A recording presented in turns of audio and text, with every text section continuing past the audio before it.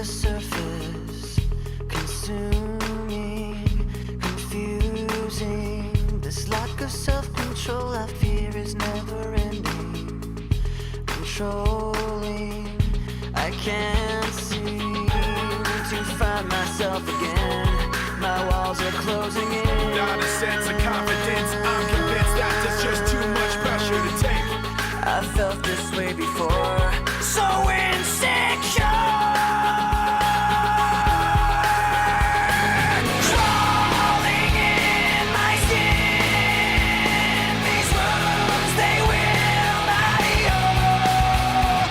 Fear is how I fall, confusing what is real.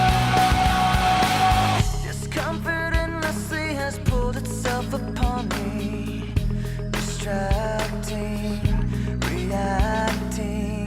Against my will I stand beside my own reflection. It's haunting how I can't seem to find myself again. My walls are closing in. Not a sense of confidence. I'm convinced that there's just too much pressure to take. I felt this